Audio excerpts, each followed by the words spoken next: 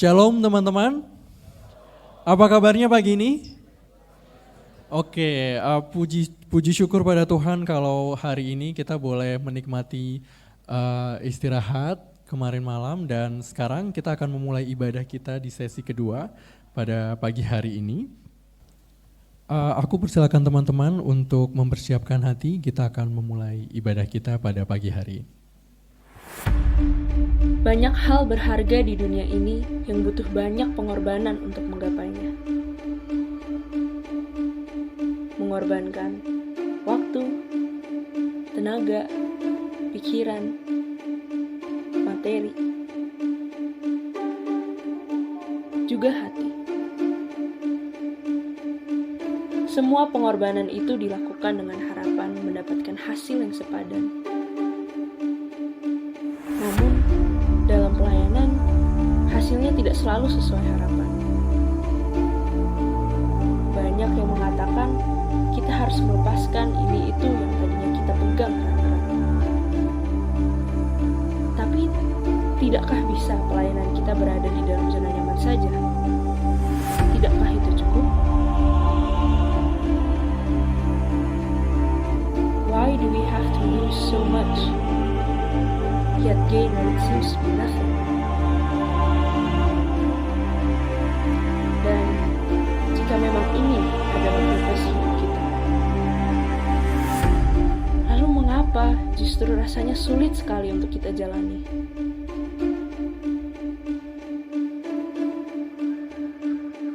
We can't help but think, is this really the way worth suffering?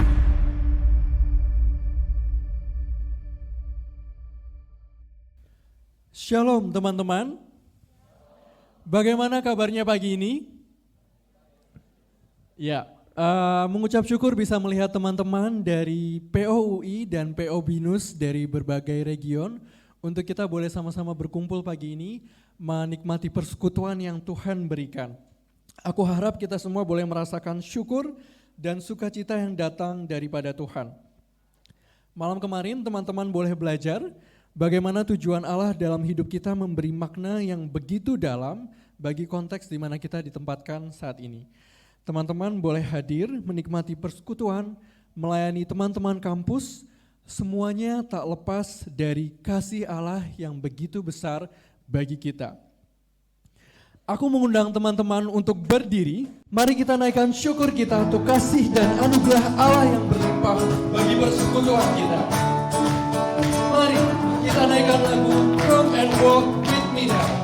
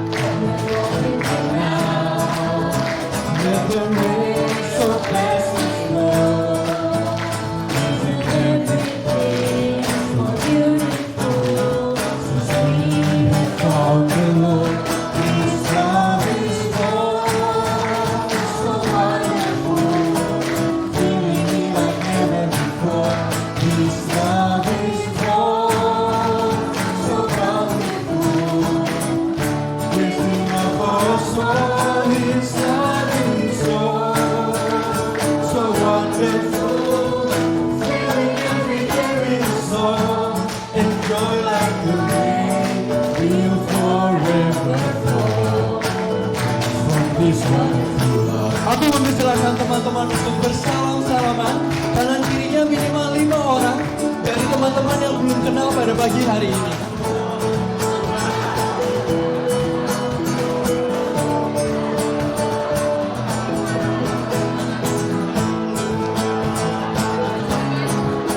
Mari kita menaikkan kembali ayatnya yang pertama. Come and walk with me now. Sambil bertepuk tangan, mari kita naikkan lagu ini.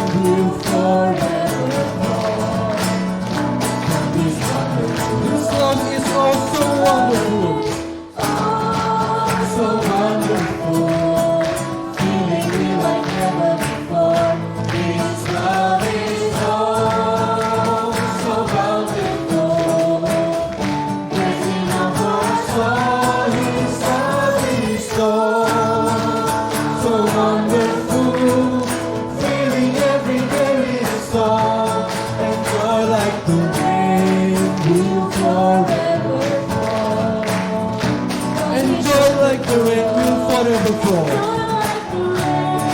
Will forever fall. This wonderful love. Teman-teman, aku persilakan duduk kembali. Mari kita mengambil sikap berdoa.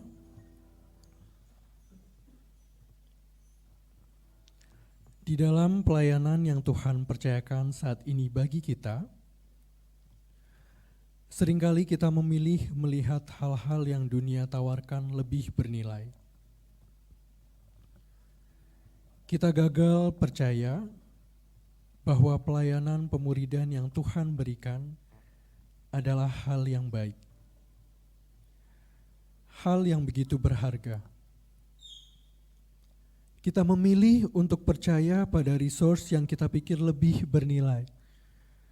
Percaya pada pilihan-pilihan kita yang terbatas, pencapaian dunia yang semu, pengakuan yang lekang oleh waktu, dan relasi-relasi yang fana.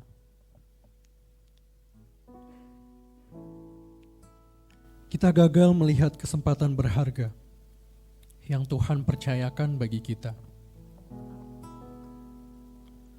Bahkan mungkin kita mengerjakan pelayanan-pelayanan kita dengan setengah hati. Bahkan begitu besar kecenderungan hati kita untuk memilih meninggalkan pemuridan. Aku mengajak teman-teman berdoa di hadapan Tuhan. Mari kita memohon pengampunan Tuhan. Mari kita berdoa mengakui segala keberdosaan dan kelemahan kita.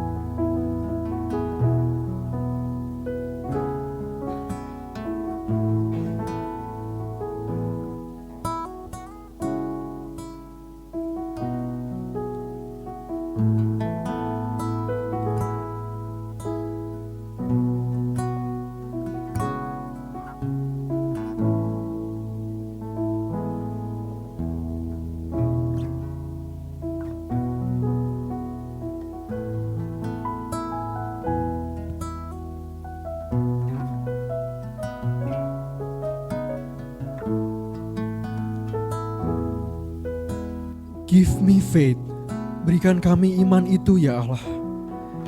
Give me faith, oh Lord. Biarlah lagu ini menjadi doa kita. Mari kita menyanyikannya bersama-sama.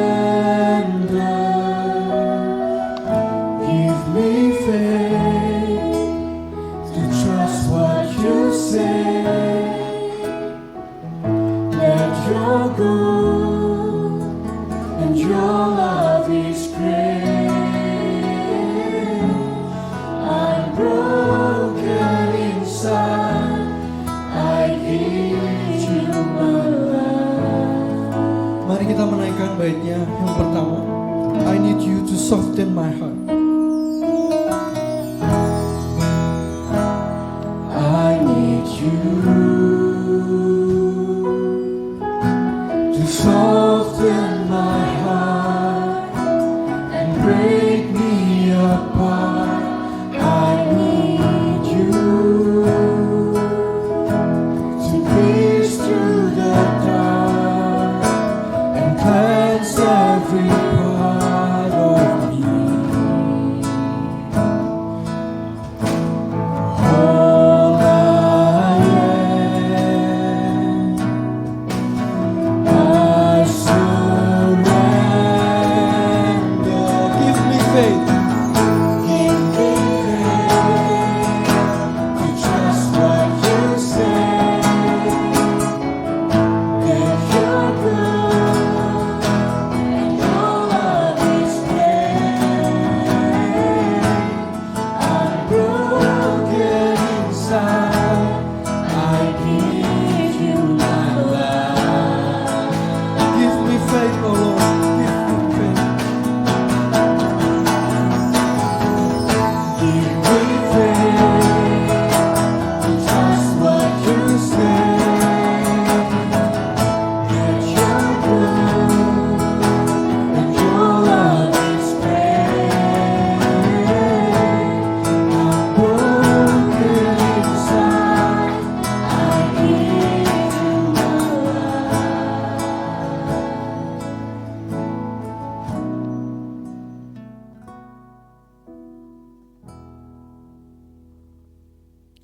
Di dalam kelemahan dan terbatasnya pilihan-pilihan kita, teman-teman, Allah yang penuh kasih itu rela berkorban menanggalkan status dan privilege surgawi yang ia miliki dan turun menjadi manusia, menebus dosa-dosa kita. Mari dengan berdiri kita bersyukur menyembah Allah kita. Kita naikkan pujian Praise the Lord, His mercy is more.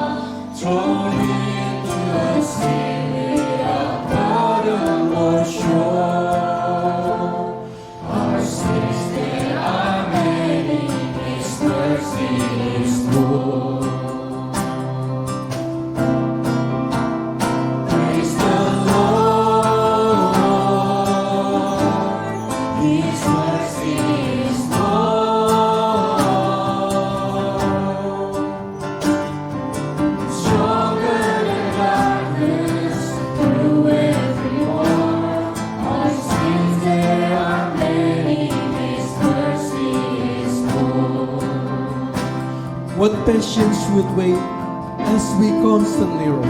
Mari kita menaikkan baitnya yang kedua. What patience would wait as we constantly roll. What Father so tender in calling us home. He welcomes the weakest and finds the poor. Our sins they are many, His mercy is more. Praise the Lord, His mercy is more. Praise the Lord,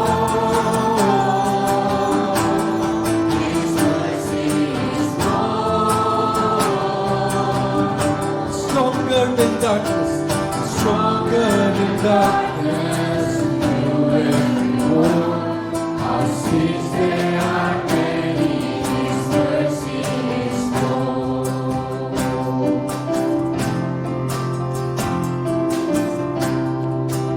What riches of kindness He lavished on us.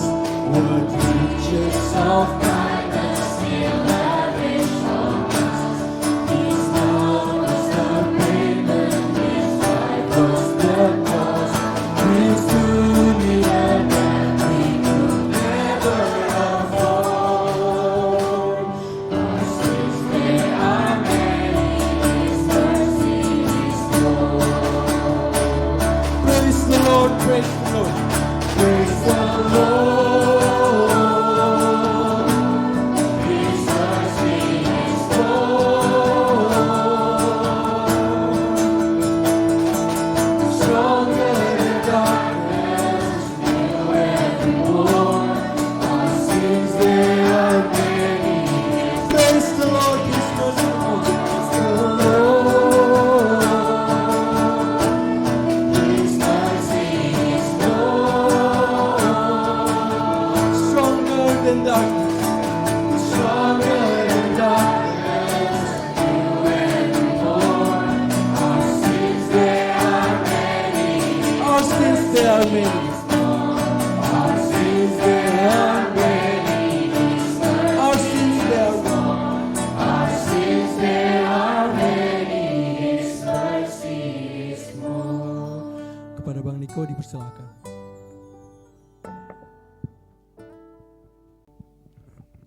Ajaib teman-teman, His mercy is more. Kiranya kita tidak pernah melewatkan setiap detail kehidupan kita semata-mata anugerah Allah. Pagi ini kembali saya memuji Tuhan. Di tengah segala keterbatasan komunikasi dengan tim panitia. Ajaib Allah bekerja. Sesi 2 ini akan berpusat pada satu pemahaman kita, perenungan kita. Give me faith, Lord, give me faith. Dan ajaib, kami tidak pernah berkomunikasi dalam segala keterbatasan. Allah bekerja. Itu bagi saya, His mercy is more. Bagi UI, bagi BINUS, dan bagi dunia ini. Sebelum berdoa, saya rindu membacakan satu bagian firman Tuhan kepada teman-teman dari 1 Tesalonika. 1 Tesalonika 1 ayat 5. Sebab Injil yang kami beritakan bukan disampaikan kepada kamu dengan kata-kata saja, tetapi juga dengan kuasa dari Roh Kudus dan dengan suatu kepastian yang kokoh. Teman-temanku, apa yang kita dengar di dalam sepanjang retret ini adalah apa yang sudah berulang-ulang kita dengar. Mungkin teman-teman berkata, tentang Musa, tentang Paulus. Itu kata-kata biasa. Doakan selama retret ini. Doakan setiap pemberitaan firman Tuhan. Setiap pembicaraan, setiap obrolan, tidak hanya kata-kata manusia. Roh Kudus meneguhkannya. Give me faith. Itu doa kita. Mari kita berdoa.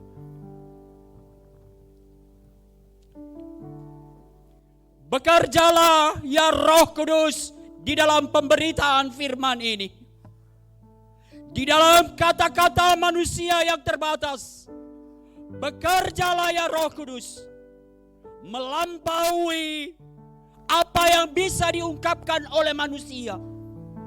Melampaui berbagai ilustrasi. Melampaui kemampuan kami memahami kondisi kami. Kiranya Roh Kudus bekerja. Bahkan tidak hanya menguasai akal pikiran kami, tetapi hari ini menyentuh hati kami. Give me faith, Lord. Dalam nama Yesus kami berdoa. Amin. Silakan duduk teman-teman semua.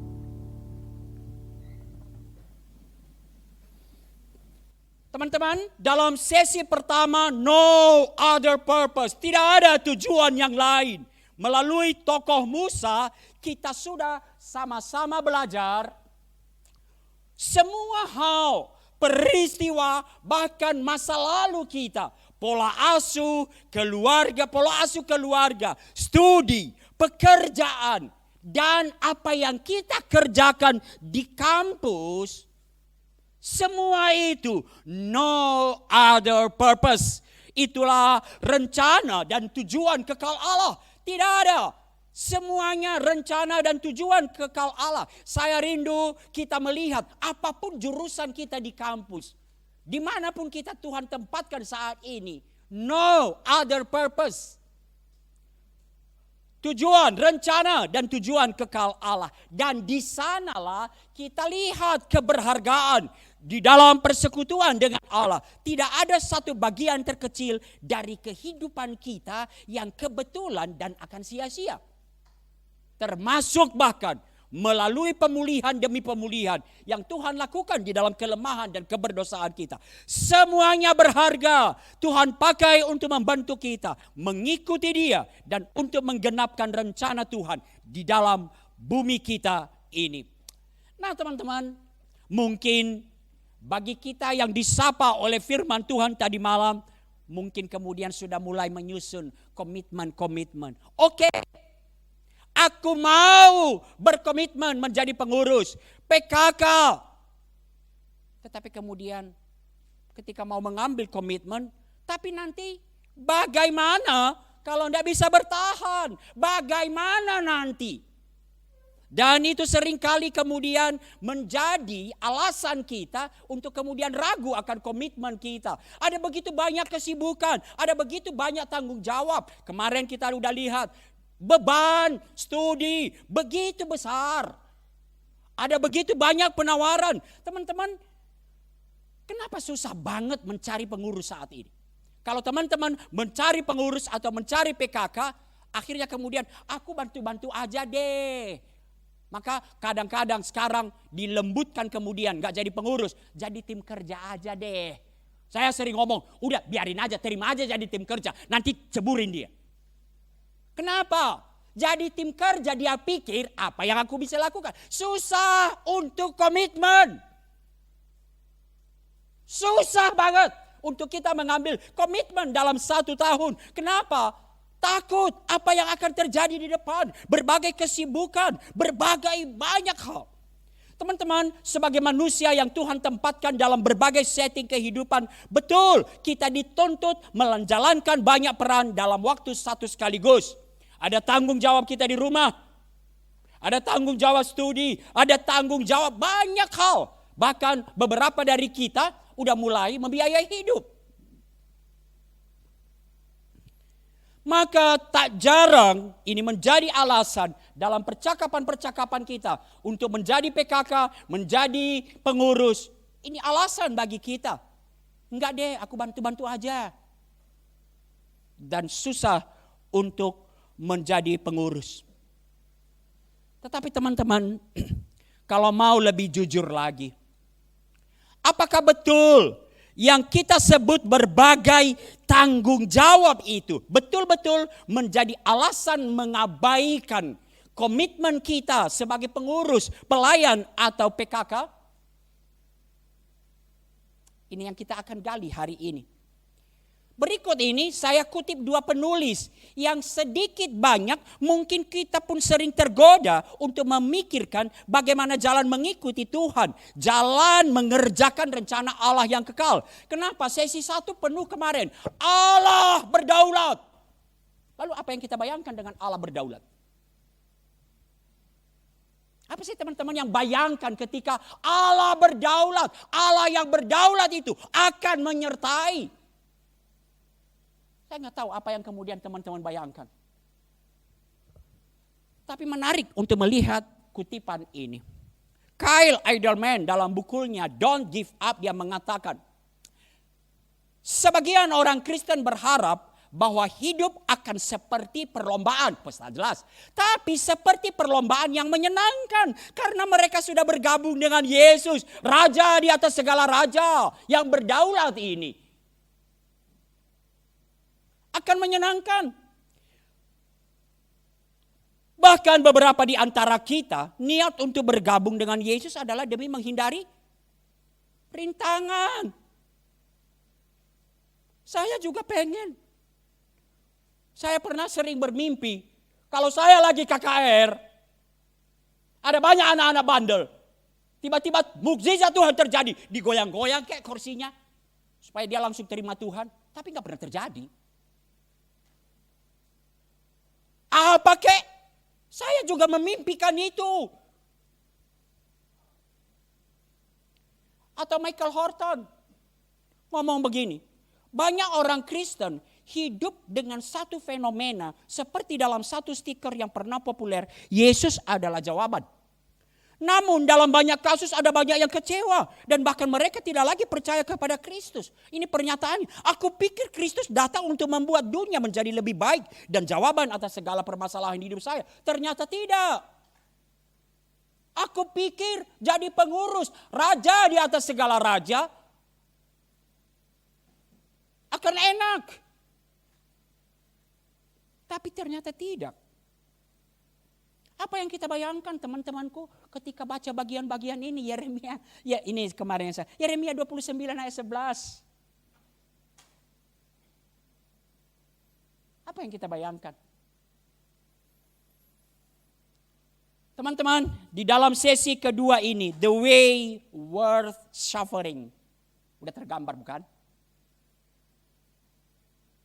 Kita akan kembali belajar dari Musa. Jalan yang ditempuh Musa menggembalakan umat Allah. Mari kita baca Ibrani 11 ayat 24 sampai 28. Kita baca bergantian. Saya ayat 24, teman-teman ayat 25 dan seterusnya. Ibrani 11 ayat 24 sampai 27. Karena iman setelah dewasa Musa menolak disebut anak putri Firaun.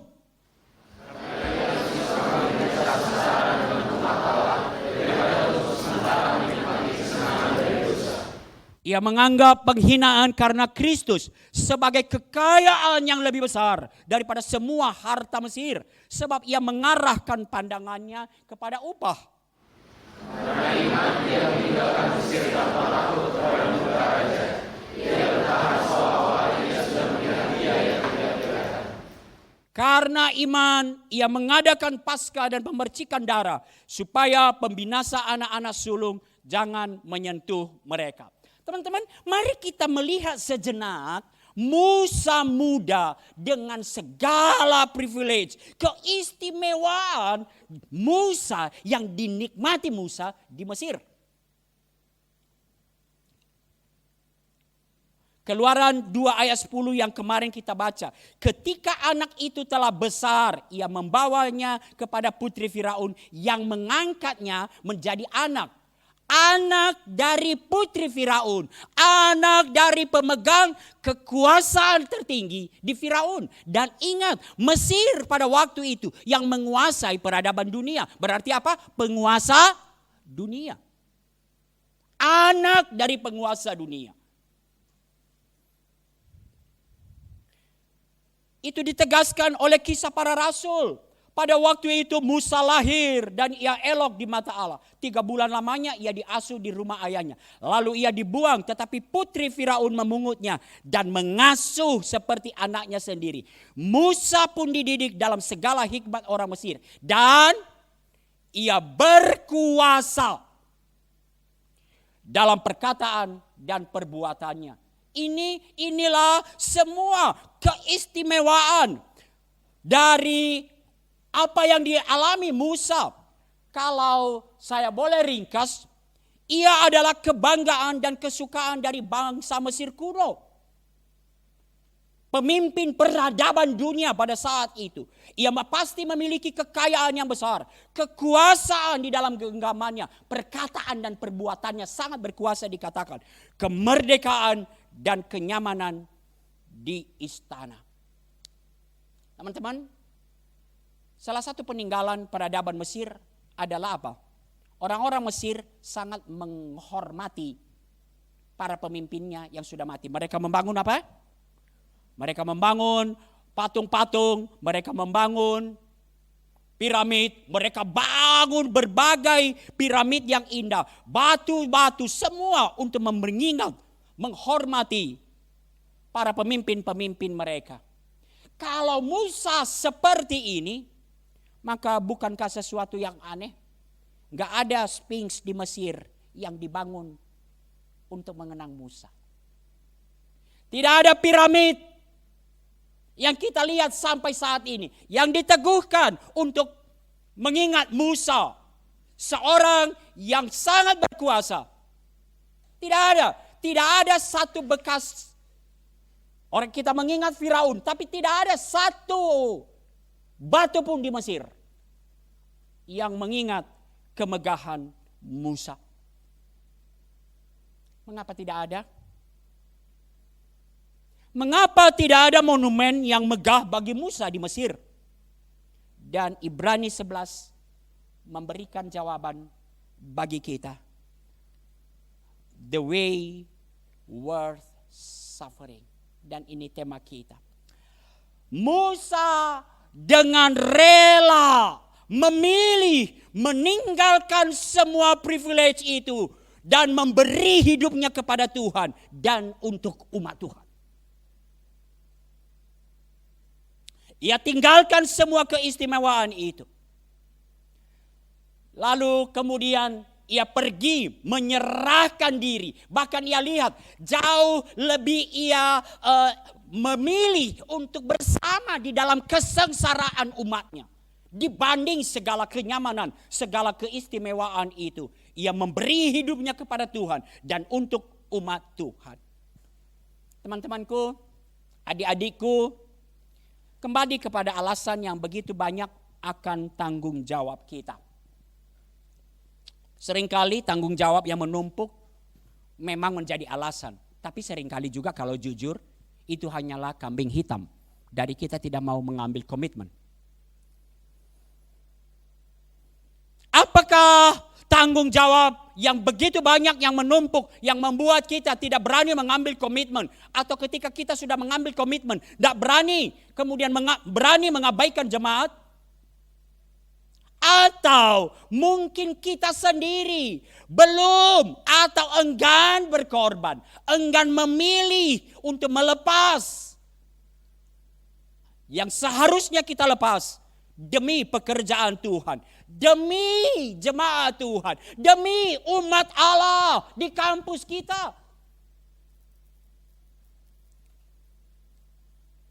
Mungkin tidak jarang kita merasionalisasi. Bukankah studi juga pelayanan? Pelayanan, studi untuk siapa? Untuk Tuhan. Kalau kita aktif di dalam kepanitiaan, bukankah kita juga bisa bersaksi di sana? Kepanitiaan untuk siapa? Untuk Tuhan. Memang agak susah kalau masih studi ini, karena belum ada yang jelas.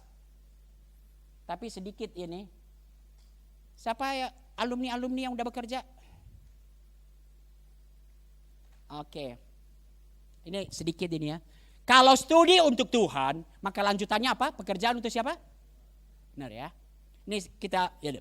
Kalau hari ini umpamanya Kak Dio ini pendapatannya, apakah dia bekerja atau punya bisnis, pendapatannya rata-rata 10 juta per bulan untuk gampangnya aja. Dan itu cukup. Ngerti ya? 10 juta per bulan dan itu cukup. Cukup arti kamu masih punya dana darurat istilah sekarang. Kamu bisa masih berinvestasi. Berapa untuk Tuhan?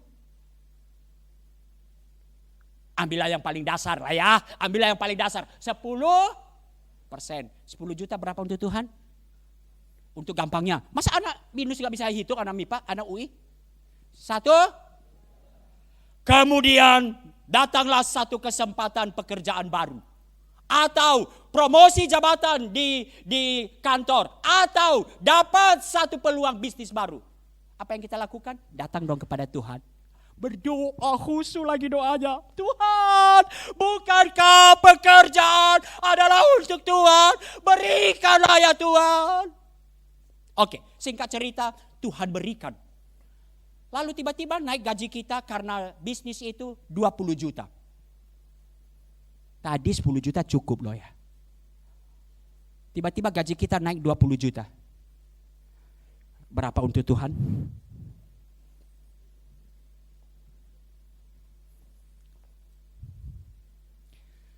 Percaya saya tetap 10%.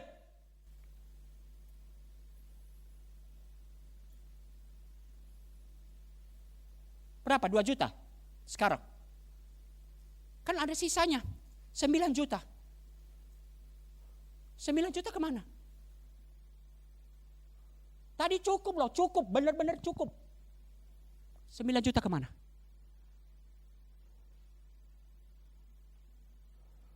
Sebelum naik gaji, kita udah rancang semua perbaikan-perbaikan apa. Beli ini, beli itu, beli ini, beli itu. Pekerjaan untuk siapa?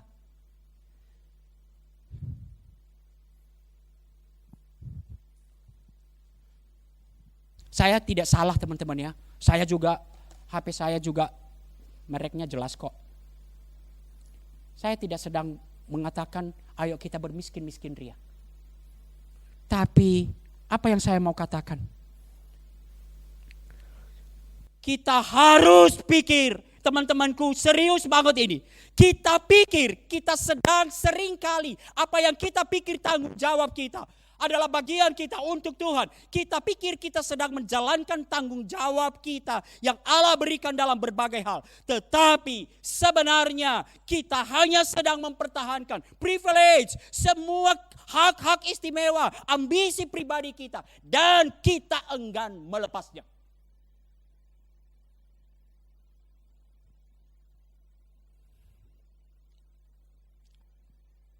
Gak apa-apa teman-teman gak setuju. Tapi kita harus pikirkan ini secara serius. Ketika kita berada di kampus dan berkata, aku gak bisa ngambil komitmen. Karena ada banyak tanggung jawabku. Kita harus serius memikirkan ini. Jangan-jangan kita sedang menjalankan tanggung jawab yang kita pikir Allah berikan kepada kita. Tapi sebenarnya kita hanya tidak mau melepas apa yang sebenarnya hak istimewa, ambisi pribadi, dan di dalam banyak hal. Mari kita lihat lebih dalam kembali kepada Ibrani tadi. Apakah dasar atau alasan Musa yang membuat Musa berani berkorban sedemikian rupa, yang mungkin bagi banyak orang merupakan tindakan bodoh. Bodoh gak Musa? Bodoh. Anak pemimpin dunia lepas. Untuk apa? Untuk sengsara. Bodoh enggak? Bodoh.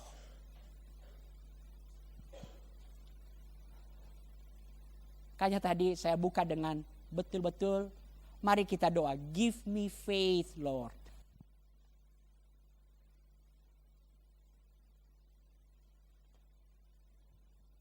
Bodoh. Siapa yang mau melepas itu? Tetapi kita lihat hari ini ada dasar atau alasan yang membuat Musa berani berkorban sedemikian rupa. Dan kalau teman-teman jeli dengan bacaan kita tadi, ada 3 hal yang diulang-ulang. Apa itu? Karena iman. Karena iman. Maka mari kita berdoa. Give me faith, Lord. Kadang-kadang maafkan saya kalau saya langsung masuk aplikasi. Give me faith, Lord. Untuk melepaskan apa yang harus aku lepaskan. Give me faith, Lord. Untuk masuk ke dalam rencana Tuhan. Sekalipun tidak ada dasar untuk yakin dalam kacamata manusia. Tidak ada dasar. Kalau tidak punya seperti itu, kita hanya akan mengerjakan hal-hal yang betul-betul apa yang dikerjakan rutin. Tanpa satu kerinduan. Teman-temanku, ini PO Binus nih. Bukan angkatan kalian, angkatan tahun-tahun sekian. Sekali saya disuruh berkhotbah di dalam Natal. Lalu kemudian awalnya suratnya adalah di auditorium. Lalu kemudian ketika hari H diberikan di ruang kelas yang dibuka tengahnya. Lalu saya tanya, loh kok bukan di auditorium? Bang, di auditorium itu ada syarat berapa jumlah orang. Kira-kira berapa? Dan kami enggak yakin kami akan dapat seperti itu. Maka kami memilih untuk memilih kelas. Wow! Saya greget. Kalian memilih untuk pindah ke kelas hanya karena tidak berani mengejar target auditorium. Doakan, saya bilang. Apakah kalian sudah doakan? Gumulkan di hadapan Allah. Jika memang Tuhan bukakan kepada kalian iman, Tuhan berikan bahwa Tuhan akan hadirkan melalui kerja keras kalian. Sekian ratus orang. Ambil. Itulah melangkah dengan iman. Maafkan saya. Saya bukan orang nekat. Saya nggak nekat. Tapi saya sangat sedih waktu itu. Nangis. Nggak berani kalian. Dan lebih memilih pindah ke kelas. Give me faith, Lord.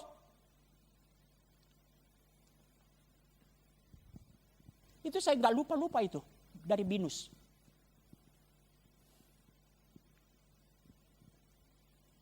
Ini tadi. Karena iman. Karena iman. Karena iman. Kita akan mengekspos bagian itu. Apakah sesungguhnya privilege yang ditinggalkan Musa, kita akan lihat. Pertama-tama teman-teman, kita akan melihat 3 bagian ini. Karena iman.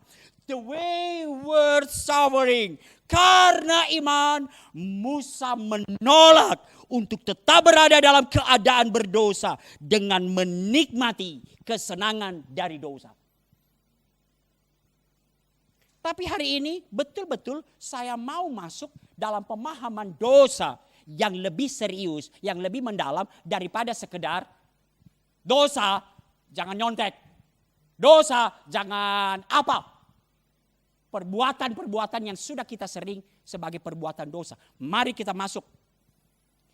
Teman-teman, karena iman setelah dewasa Musa menolak disebut anak putri Firaun. Ibrani 11 ayat 24 ini memberitahukan kita. Setelah dewasa Musa menolak disebut anak putri Firaun. Teman-teman coba bayangkan. Seorang anak muda yang sudah mengalami mempunyai kedudukan tertinggi. Kedudukan tertinggi di Mesir.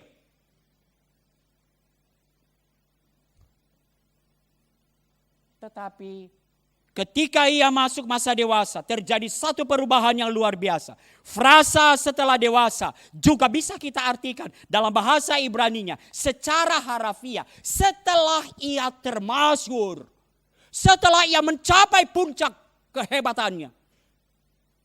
Bahkan mungkin lebih tajam, setelah termasyhur itu, Musa mengambil keputusan. Dan apa keputusannya? Menolak disebut anak putri Firaun. Secara harafiah menyangkal disebut anak putri Firaun. Menolak apa artinya? Dengan menyangkal, engkau anak putri Firaun, bukan, aku bukan anak putri Firaun. Apa artinya? Dengan sendirinya ia menolak semua privilege, semua keistimewaan, hak-hak istimewa yang ia peroleh karena ia anak putri Firaun. Wah teman-teman, sekali lagi ini satu hal yang begitu mengherankan.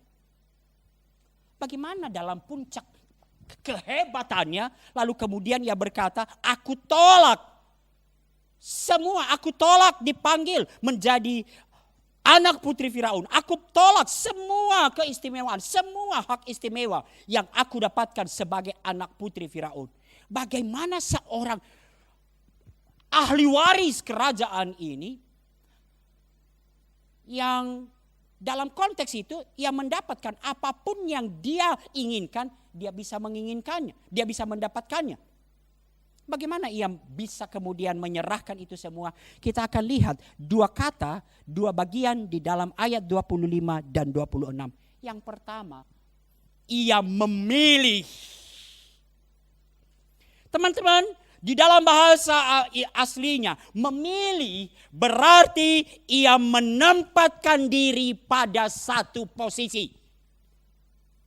Jelas, Musa lebih memilih, lebih suka menderita sengsara dengan umat Allah daripada sementara menikmati kesenangan dari dosa.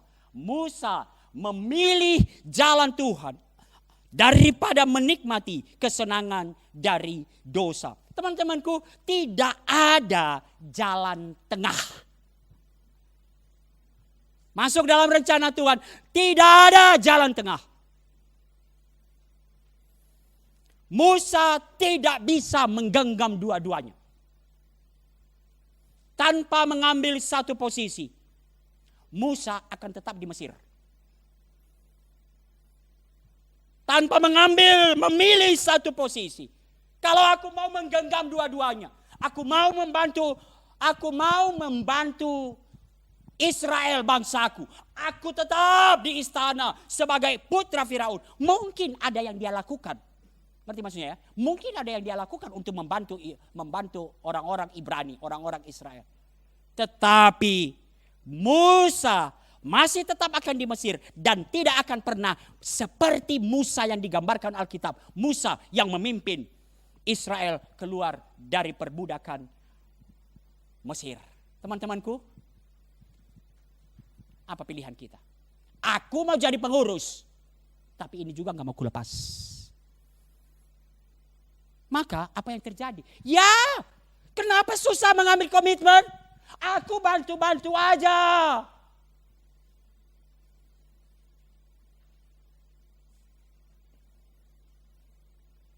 Aku mau jadi pengurus. Aku mau mengikut jalan Tuhan. Aku mau melayani. Tapi ini pun gak mau kulepas. Maka yang terjadi, ya. Apakah Musa ketika kemudian dia tetap di Mesir, apakah dia bisa membantu orang Israel secara diam-diam? Ya bisa.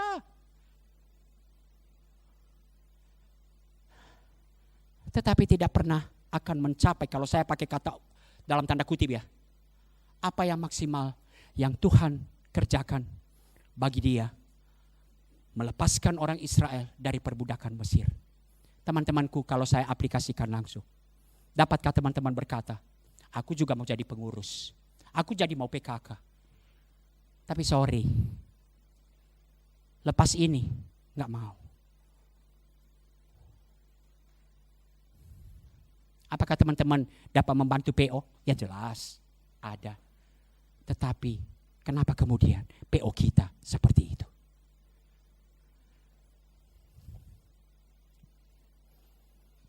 Musa memilih apa yang Musa pilih. Dia lebih suka menderita sengsara dengan umat Allah daripada menikmati kesenangan dari dosa. Teman-temanku, ia mengambil keputusan yang tidak populer, yang tidak menguntungkan secara material. Ia melepas mahkotanya sebagai putra Firaun, meninggalkan istana, mengabaikan semua hak istimewa dan yang mungkin akan semua dinikmatinya di sepanjang sisa hidupnya dan memilih untuk tinggal bersama. Teman-temanku, nanti kita akan gali lebih dalam lagi. Tapi memang kadang-kadang saya nggak tahan. Waktu saya menyerahkan diri, orang ngomong gini sama saya, gila lo Nick. Bukankah juga kamu bisa melayani Tuhan dengan kamu tetap jadi direktur? Teman-teman, maafkan saya tidak mengatakan direktur salah loh ya, ngerti ya? Tapi nanti kita akan masuk lebih dalam. Menjadi direktur tidak salah.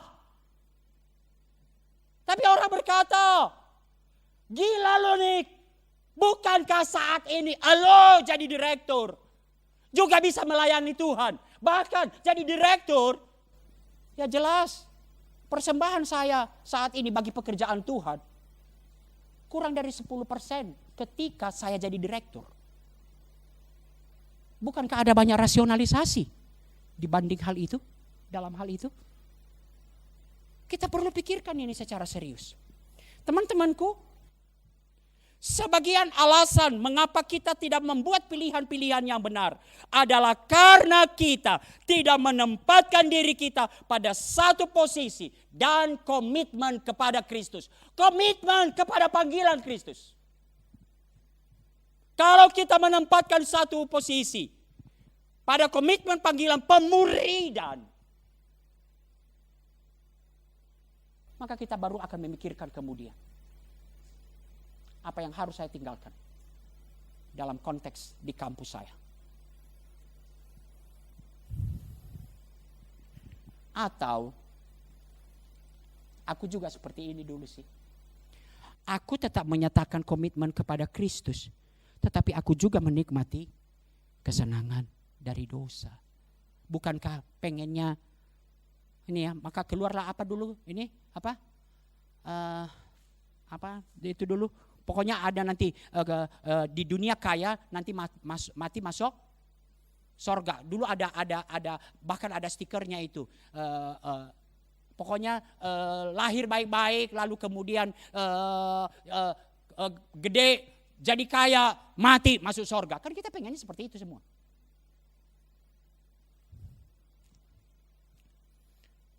Saya mau lanjut. Perhatikan saudara, penulis Ibrani menyebutnya menikmati kesenangan dosa. Perhatikan, penulis Ibrani menyebutnya menikmati kesenangan dosa. Pertanyaan saya, kalau Musa tetap di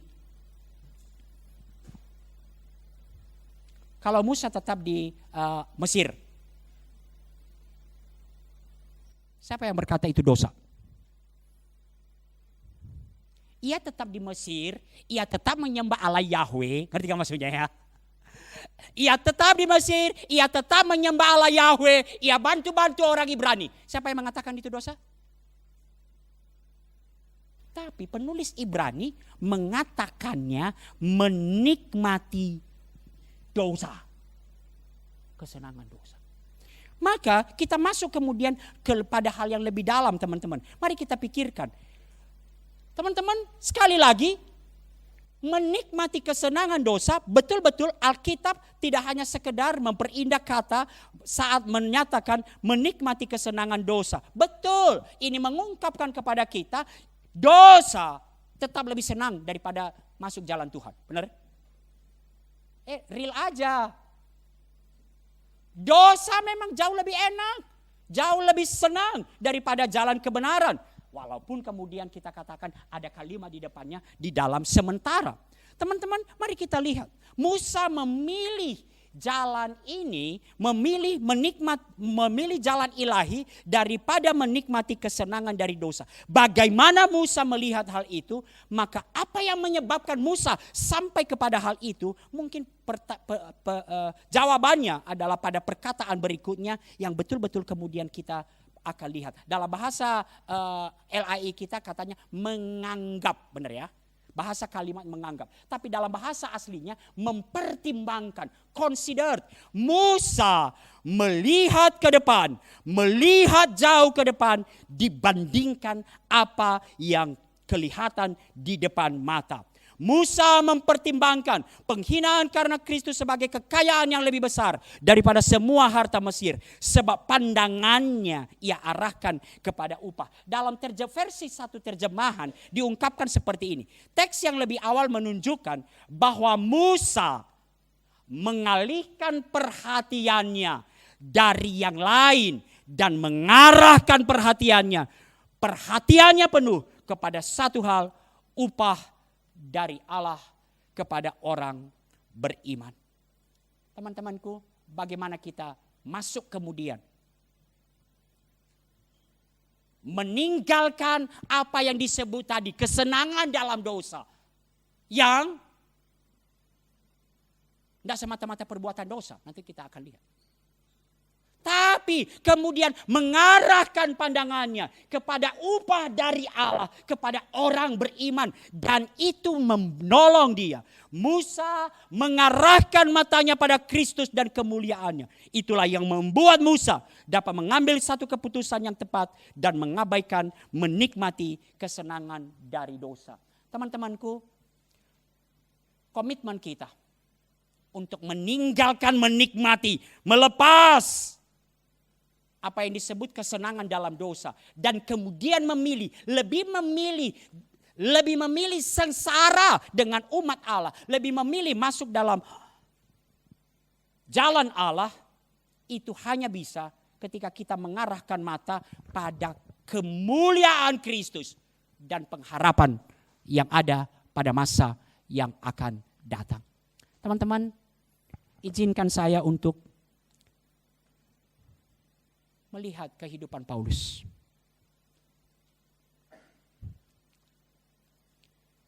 Yuk, mari kita baca 2 Korintus 4 ayat 16 sampai 17.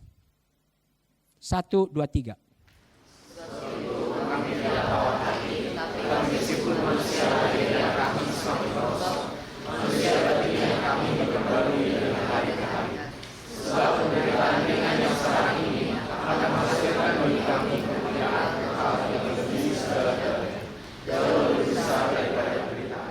Kalau saya sering PA, saya suka nanya ke teman-teman, ke adik-adik.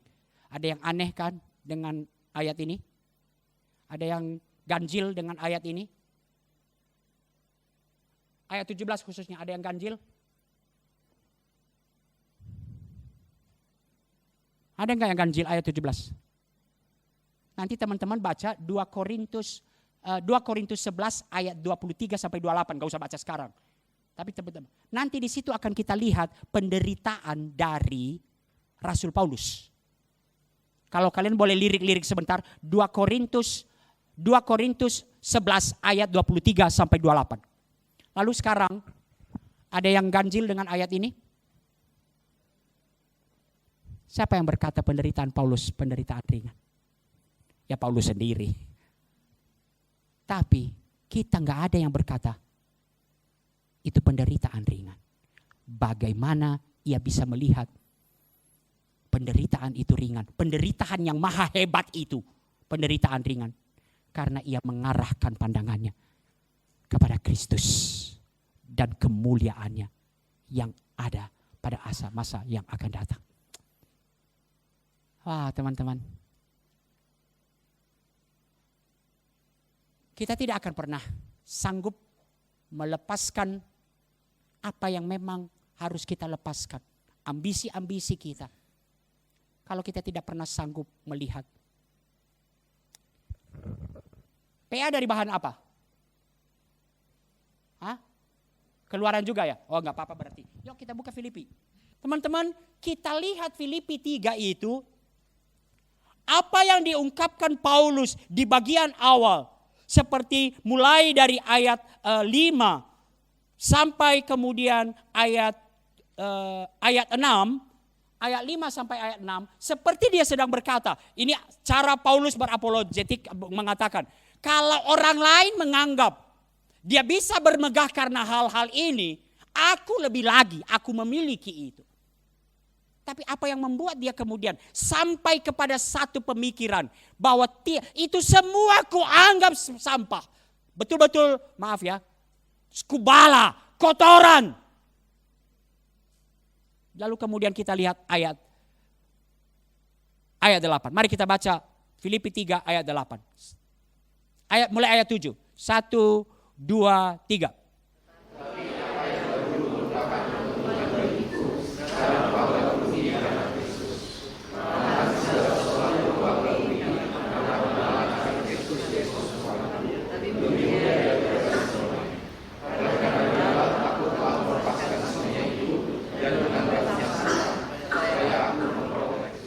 Barulah lahir dari sana teman-temanku. Kalau kita lihat ayat 10. Apa kemudian satu komitmennya? Ayat 10 kita baca. Yang ku kehendaki ialah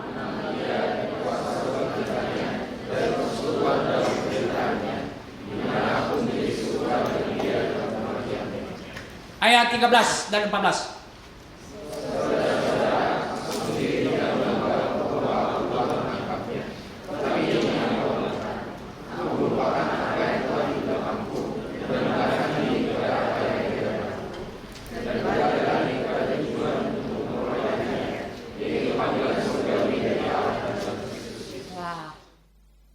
apa yang membuat Musa, apa yang membuat Paulus bisa meninggalkan semua apa yang kacamata dunia? Gila lu, kenapa? Itu berharga lagi.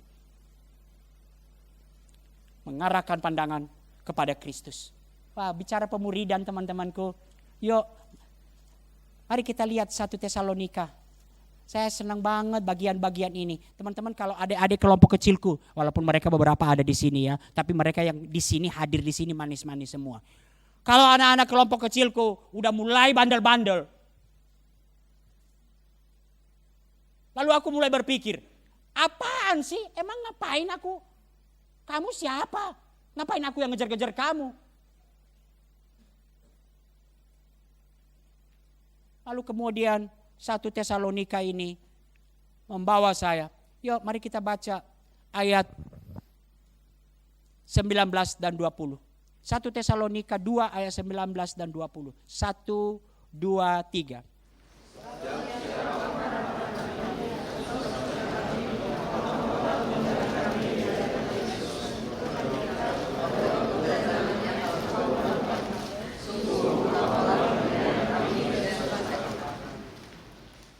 Sebut jemaatmu satu persatu, saudaraku. Melayani di UI susah. Melayani di BINUS susah. Udah capek-capek kita siapkan. Yang datang hanya segelintir. Itu gedung B1 itu. Makanya bagus juga sih FMIPA UI pindah ke gedung C itu. B1 itu teman-teman, itulah dipakai sidang besar sekali. Saya kadang-kadang sedih juga. Tahu barisannya berapa terisi? Hanya 2-3 baris di depan. Makanya kadang-kadang, oh bagus juga, gak usah disuruh-suruh ke depan. Semua kalian penuhi satu-satu supaya terlihat penuh kita di ruangan ini. Udah kita siapin. Susah. Tapi sebut mereka. Hei jemaatku. Sebab siapakah sukacita, kemuliaanku, mahkotaku. Ketika berjumpa dengan Tuhan Yesus. Kalau bukan kamu, maka aku mau berjuang bagi kamu. Aku akan lepas apa yang bisa aku lepas. Yang memang bukan bagianku. Mengharapkan kita tidak akan pernah bisa sanggup melepaskan apa yang dianggap dunia ini begitu berharga. Kalau kita tidak mengarahkan pandangan kepada Kristus dan kemuliaannya. Kalau tidak kita mengarahkan pandangan pada pengharapan yang ada pada masa yang akan datang. Yang dijanjikan. Dan firman Tuhan mengatakan living hope, pengharapan yang pasti. Bukan moga-moga. Saya nggak tahu nanti seperti apa. Tapi saya rindu juga. Nanti aku ketemu di sorga. Aku ketemu, ada Krista di sini. Ada Paul di sini.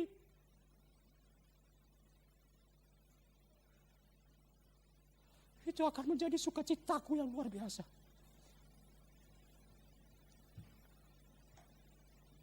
Rindukan itu. Maka apa yang sekarang menjadi kerinduan kita? Teman-temanku, mari kita buka 3 Yohanes.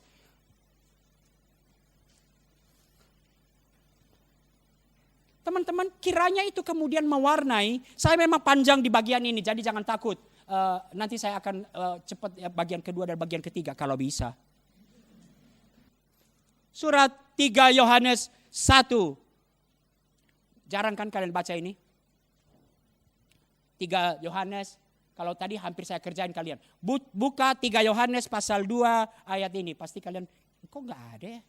Karena hanya 1 pasal. Oke, mari kita baca 3 Yohanes 1 ayat 4. 1, 2, 3. Rindukan ini benar-benar terjadi. 1, 2, 3.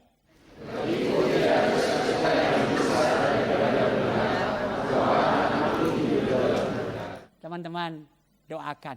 Bagiku tidak ada sukacita yang lebih besar. POUI. Jemaat POUI. Jemaat PO Binus. Jemaat PO Fakultasmu. Hidup dalam kebenaran. Give me faith, Lord. Betul saudaraku.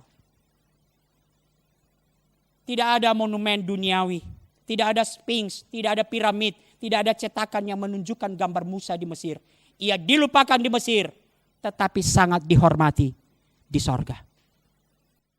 Engkau boleh dilupakan. Gak populer kamu. Kadang-kadang saya pikir, saya juga dulu saya bisa bersaing jadi ketua senat mahasiswa.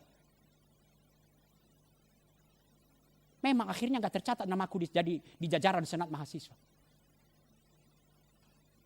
Tapi mari kita baca ini. 1, 2, 3.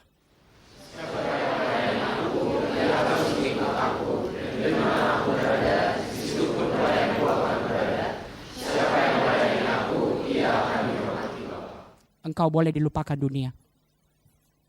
Tetapi pelayan-pelayan Tuhan yang menyerahkan hidupnya, berani melepas ambisinya, Bapa Sang Pencipta menghormati engkau.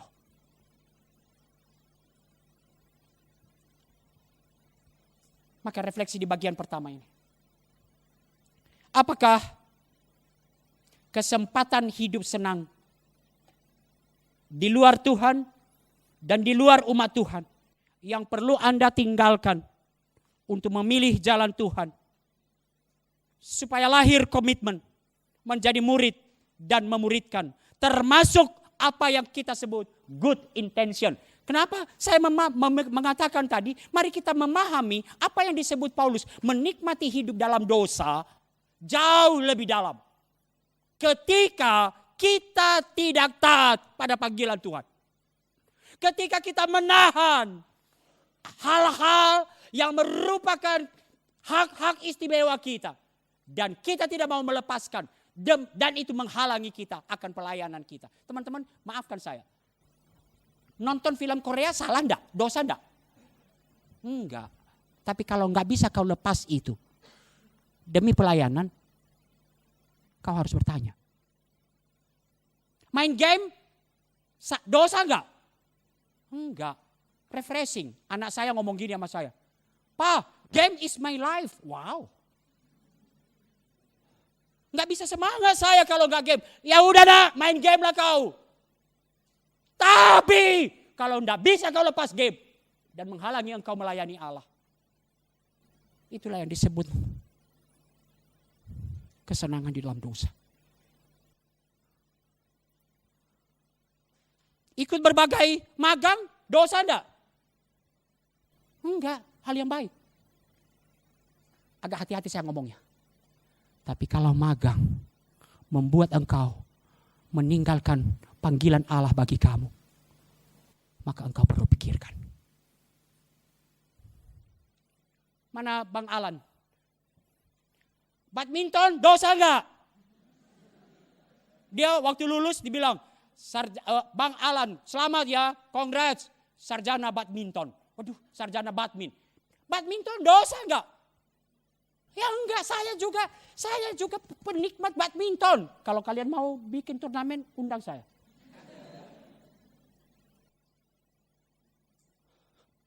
Tapi kalau gara-gara badminton menghalangi persiapan saya harus tunduk di hadapan Tuhan. Tuhan, give me faith. Hari ini saya tidak mau berkata teman-teman, melampaui apa yang kita sebut dosa. Hanya perbuatan-perbuatan dosa. Semua. Saya juga tidak mau mengatakan anak-anak PO, jadilah orang-orang kudet. Jadilah orang-orang yang gak bergaul. Bergaul. Ikuti kepanitiaan. Kalau perlu kamu cum laude. Kalau perlu kamu yang the best.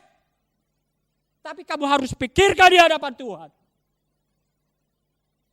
Hal-hal apa yang harus kulepas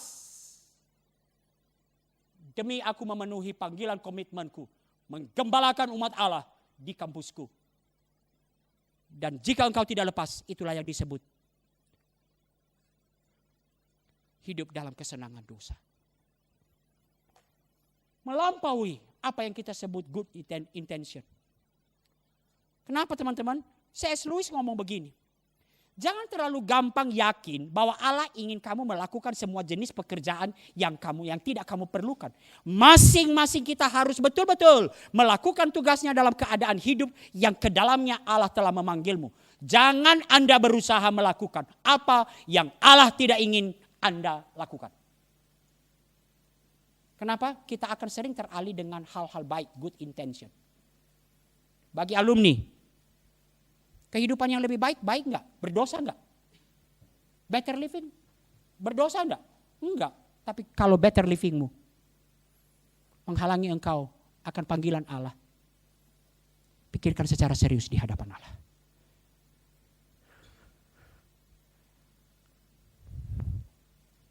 Ingat, penulis surat Ibrani menyebutnya kesenangan dari dosa. Teman-temanku, untuk memiliki kepekaan,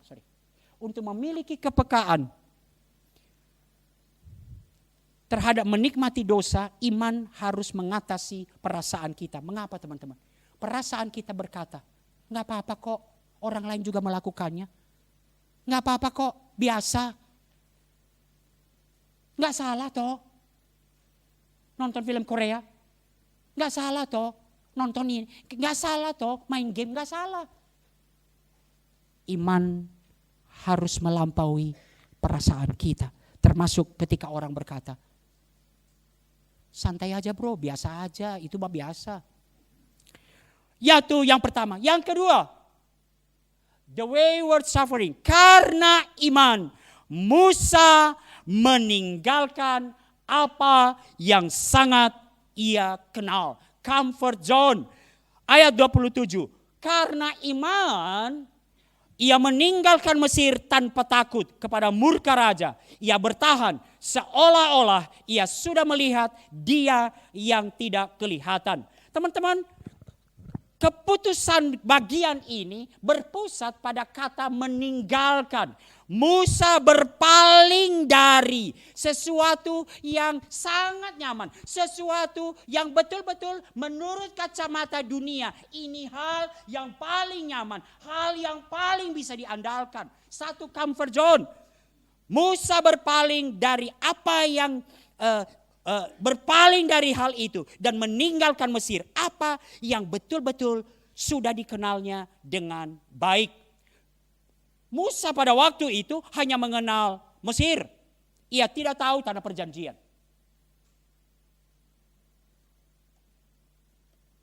Musa memutuskan meninggalkan apa yang sudah sangat dikenalnya. Apa yang sudah bagi dia.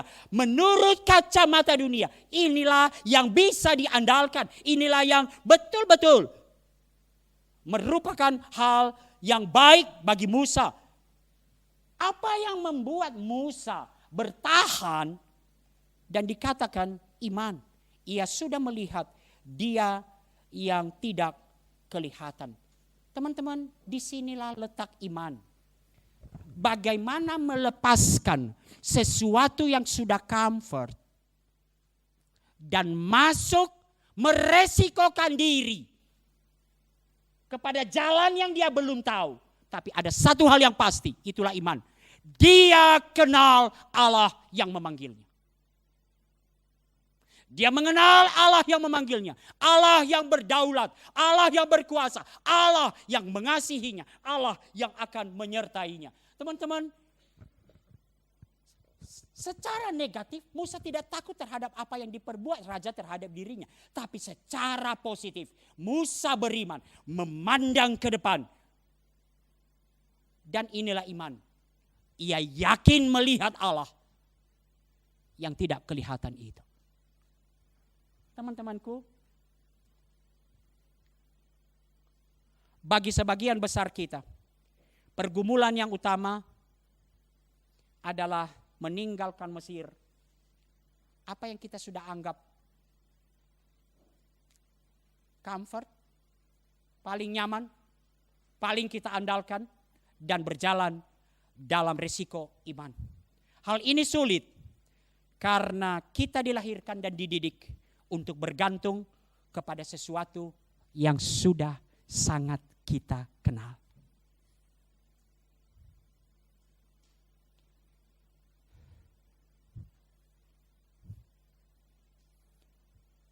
Maafkan saya kalau saya ambil contoh. Beberapa waktu yang lalu di tempat kerja saya, di salah satu pelayanan mahasiswa, bergumul. Tapi saya betul-betul bergumul. Adakan KKRS. Camp KKR kepada siswa. Beritakan Injil, apapun reaksi mereka. Saya ditentang habis-habisan. Kalau hitung-hitungan kenyamanan, gak mungkin melakukan KKR. Dalam konteks saat ini. Gak bisa. Tapi iman melangkah di dalam keyakinan.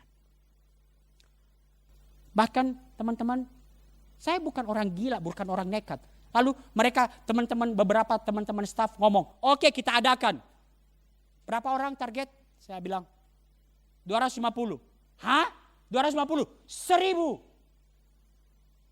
Lalu mereka bilang, gila, 1000 gimana caranya? Melangkah dengan iman. Kalau hitung-hitungan manusia memang gak masuk. Apa yang paling nyaman? Ya 200, itu paling nyaman untuk kita raih. Tapi berani melangkah di dalam risiko iman. Saya nggak tahu apa aplikasinya bagi kampusmu. Kita begitu takut mengambil satu komitmen. Karena menurut hitung-hitungan kita, yang paling nyaman ya saat ini. Seperti saat ini. Saya bukan mengatakan nanti kampusmu UI langsung bikin KKR 1000. Bukan. Aplikasinya bukan itu. Tapi terlalu banyak, maafkan saya. Terlalu banyak kita hitung-hitungan. Menurut apa yang kita kenal. Apa yang kita kenal saat ini. Terlalu banyak kita berhitung tentang hal itu. Gumulkan secara serius di hadapan Allah. Apa visi Allah, apa kerinduan Allah bagi kampusmu. Dan berani melangkah.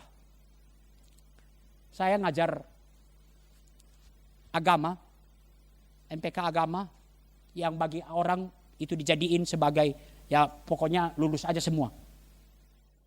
Tapi saya doa di hadapan Tuhan. Lalu ketika tahun ini, tahun sebelumnya saya dapat kelas yang anaknya manis-manis semua. Baik-baik mereka. Walaupun saya menyesalkan mereka masih memanggil saya Pak, gak pernah memanggil saya Bang. Gak, bercanda. Nah teman-teman, kemudian di tahun ini saya dapat satu kelas, gak apa-apa nyebut fakultasnya ya, FIB. Lalu teman-teman dosen ngomong gini sama saya, welcome to the hell, welcome to the jungle. Apaan welcome to the hell, welcome to the jungle? Wow, anak-anak FIB itu penuh dengan orang-orang yang ateis, penuh dengan humanis, bla bla bla bla. Saya gentar juga awalnya. Tapi saya berdoa di hadapan Tuhan. 84 mahasiswa itu.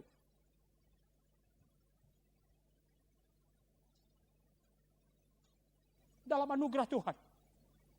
Tidak akan selesai kelas MPK agama sebelum saya tantang mereka memberitakan Injil kepada mereka. Saya lihat tampangnya, siapa sih yang bengal-bengal ini? Biasanya yang bengal-bengal yang bermarga di belakangnya.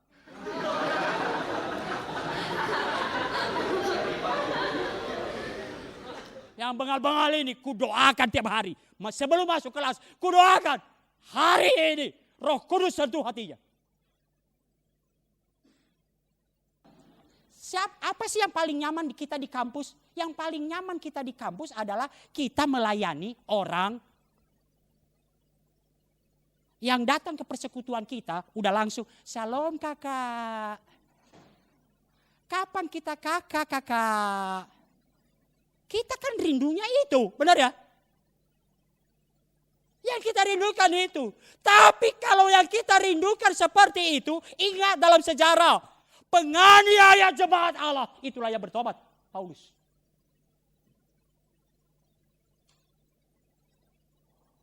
Yang bertobat bukan Salom kakak.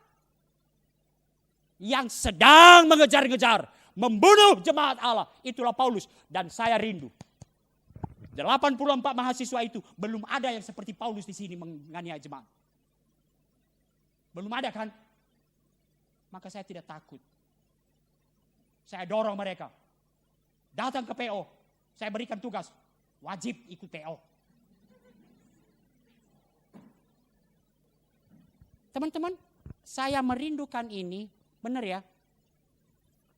Mari layani PO dengan satu mimpi besar. Kalau mau jujur, siapa sih menurut kita input anak PO? Input anak PO adalah orang Kristen yang memang mau datang ke persekutuan. Kalau kata Bang Alex, kita menyelenggarakan PO seperti buka warung. Kalau nanti ada yang datang, ya datanglah dia. Pernah nggak kau datang ke kantin-kantin yang paling buruk sekalipun? Jangan-jangan di sana ada orang-orang jemaat Allah yang akan memberitakan, kita perlu memberitakan Injil. Saya rindu input dari PO.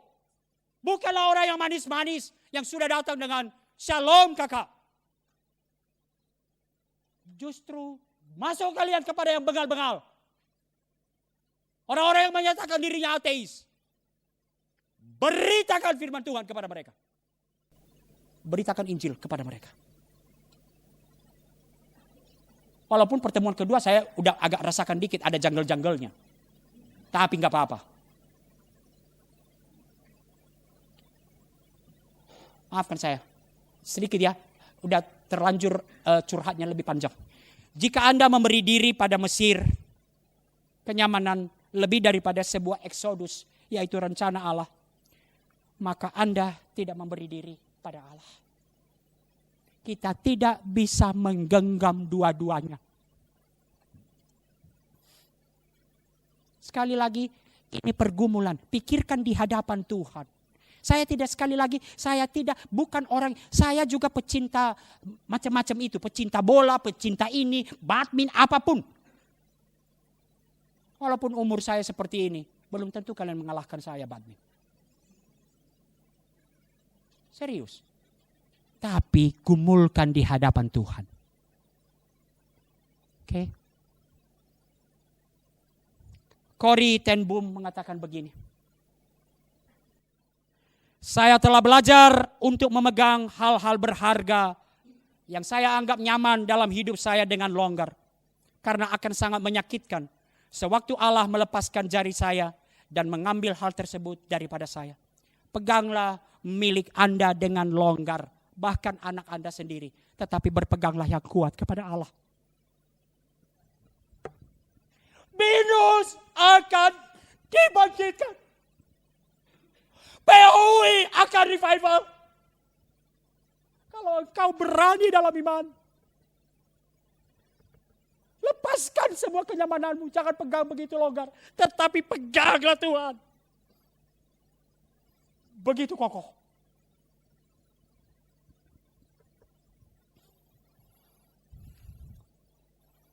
Apakah kenyamanan comfort zone yang perlu Anda tinggalkan untuk memilih jalan Tuhan? Untuk memiliki keteguhan hati, meninggalkan apa yang sudah nyaman demi rencana Allah. Iman kepada Allah yang berdaulat itu harus menjadi jaminan yang kokoh. Melangkahlah sekalipun engkau belum melihatnya, tapi engkau melihat Dia, Allah yang berdaulat.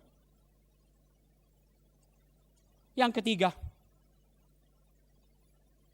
karena iman, Musa berani melakukan apa yang tidak biasa demi ketaatan penuh kepada Allah.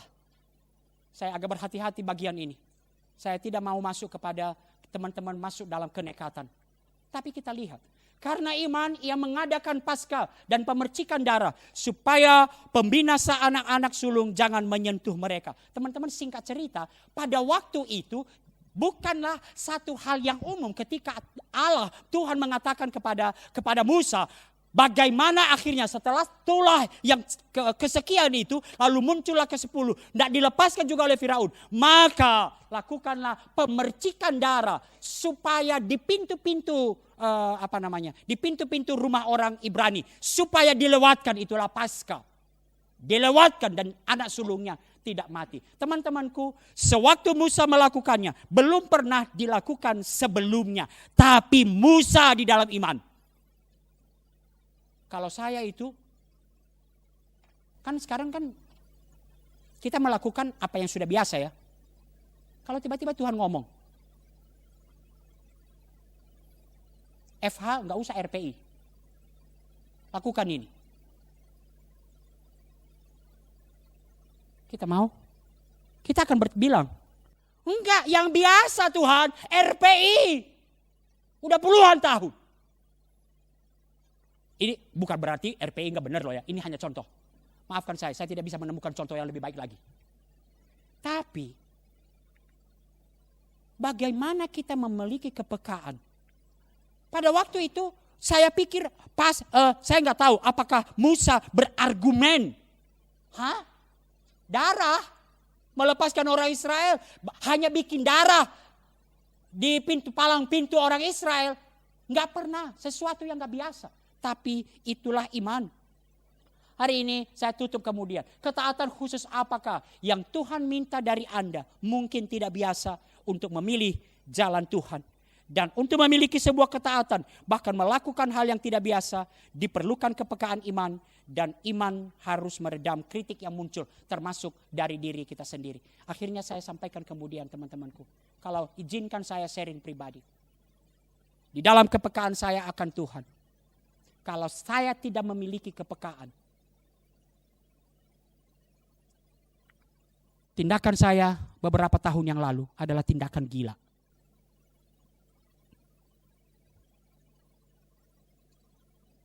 Tetapi iman akan meredam kritik. Kenapa teman-teman? 2015 dalam pergumulan setelah beberapa tahun, kemudian saya lihat dalam posisi puncak saya sebagai satu direktur utama dengan karyawan 800 orang.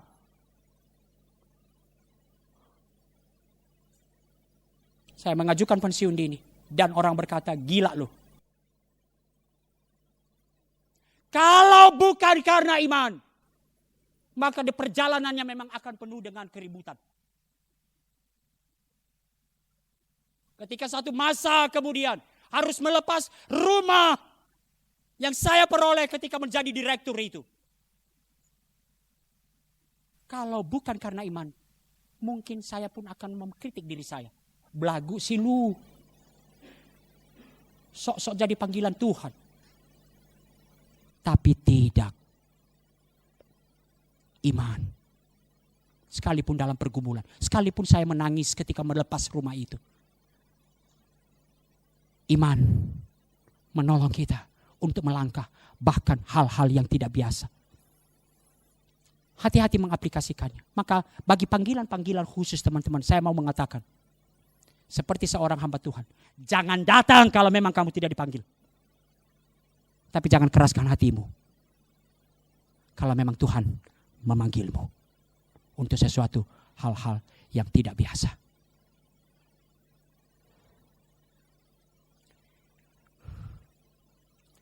Saya masuk kemudian. Karena iman, Musa dengan rela meninggalkan semua privilege di Mesir dan memberi hidupnya kepada Tuhan dan untuk umat Tuhan. Teman-temanku, membaca eksposisi ini seperti indah sekali Musa, hebat sekali Musa. Tapi sesungguhnya kalau kita lihat proses pemanggilan Musa, maka kita tahu bukan tanpa pergumulan. Ada berapa kali dia menolak panggilannya? Sampai 4 kali. Sampai dikatakan Allah murka kepada Musa. Apa artinya? Karena iman bukan berarti tanpa pergumulan adik-adikku. Tetapi penuh pergumulan. Tetapi karena iman, Musa berani melangkah dalam the way, worth suffering. Maka kiranya ini menjadi doa kita.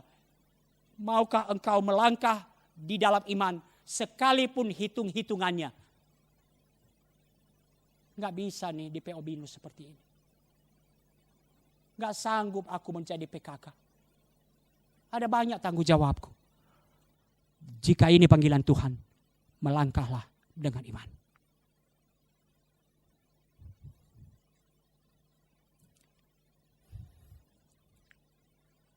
Ini saya hanya mengulang. Yang pertama, adakah hal-hal yang perlu Anda tinggalkan, termasuk good intention, untuk memilih jalan Tuhan? Apakah privilege, kenyamanan, comfort zone yang perlu Anda tinggalkan untuk memilih melayani dengan sungguh-sungguh di BINUS dan di UI? Adakah ketaatan khusus yang Tuhan minta dari Anda untuk memilih jalan Tuhan? Hari ini saudaraku, kalau kita berkata, mengambil komitmen, aku mau berusaha. Lagi-lagi, kamu pasti frustrasi. Tapi kiranya di dalam anugerah Allah. Mari kita buka Filipi 2, ayat 6 sampai 8.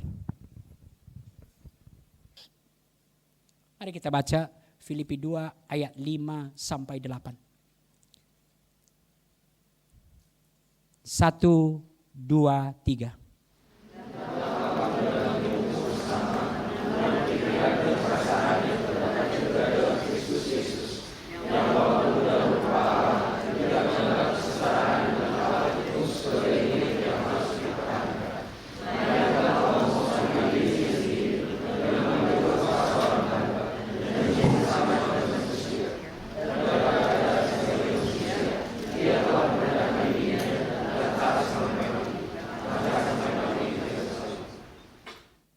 Saya tutup kemudian khotbah saya dengan mengutip lagu Risalah Hati.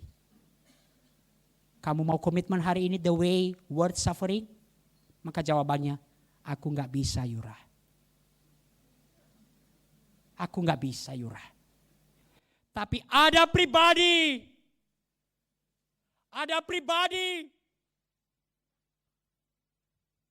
ia di dalam kesetaraannya dengan Allah tidak menganggap kesetaraan itu sebagai milik yang harus dipertahankan. Ia mengosongkan diri. Ia menjadi manusia, menjadi hamba. Dalam keadaan hamba, ia mati kematian yang paling indah. Ia di kayu salib. Maka di dalam persekutuan dengan pribadi yang agung itu, dengan persekutuan dengan Kristus yang telah melepaskan hak istimewanya demi menyelamatkan kita. Mari kita datang. Nanti daftarkan adik-adikku. Tuhan, apa yang harus kulepaskan untuk mengikut Engkau, menjadi pelayan-pelayan Tuhan di PO BINUS dan PO UI. Mari kita berdoa. Tuhan, kami tidak akan pernah sanggup. Sehebat apapun komitmen kami tidak akan pernah sanggup masuk dalam rencana Tuhan. Kami akan belajar, kami akan selalu maunya menggenggam dua-duanya. Hati kami ingin melayani Engkau, tapi kami juga mau menggenggam tujuan-tujuan, keinginan, ambisi pribadi kami. Maka kiranya ya Tuhan di dalam anugerah Allah, Allah yang telah mengosongkan diri, melepaskan hak-hak istimewanya demi keselamatan kami. Tolong kami ya Tuhan. Ajar kami, setiap kami yang ambil bagian dalam ibadah ini, berani melepaskan apa yang memang harus kami lepaskan demi melayani Tuhan dan melayani umat Tuhan di kampus kami. Di dalam nama Yesus kami berdoa. Amin. Terima kasih untuk pemberitaan firman Tuhan yang boleh disampaikan oleh Bang Niko. Teman-teman, taat dan percaya pada firman adalah jalan kehidupan yang perlu kita ambil. Firman Allah teguh dan layak dipercaya. Ia memegang dan menjamin masa depan kita dan memberikan kita iman. Firman-Nya lah yang menopang kita dan menguatkan kita dalam penderitaan dan tantangan yang akan datang. Asal kita taat dan setia. Mari kita meresponi firman Tuhan, kita menaikkan komitmen kita Kita nyanyikan lagu Siapa Yang Berpegang.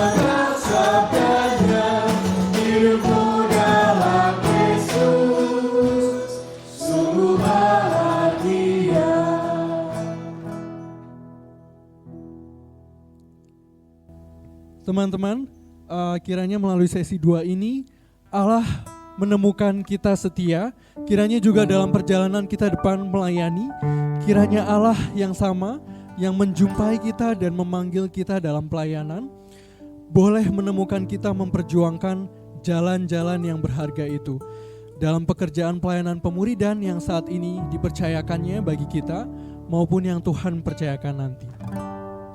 Mari dengan berdiri kita menaikkan lagu tema kita.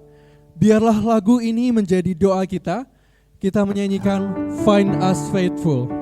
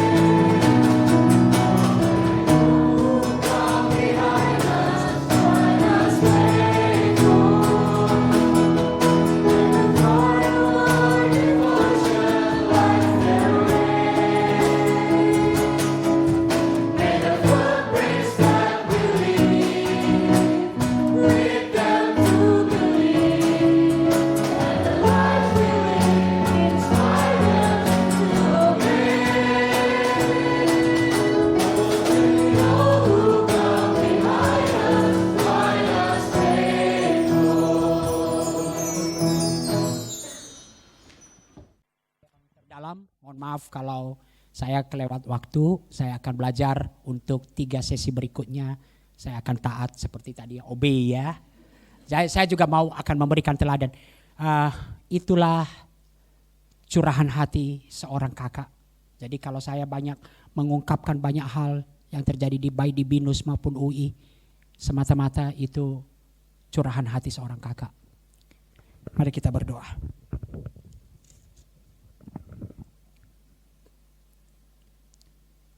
Give us faith, Lord. Give me faith, Lord. Berikan kami iman ya Tuhan, untuk melepas kesenangan-kesenangan kami di dalam dosa dan berani memilih jalan komitmen kepada Kristus, bahkan sengsara bersama umat Allah di kampus. Berikan kami iman ya Tuhan, melepas apa yang sudah begitu kami kenal, comfort zone yang memang kami harus lepaskan, dan berani melangkah di dalam iman. Sekalipun kami belum melihatnya, tetapi kami melihat Allah yang berdaulat, Allah yang memanggil kami.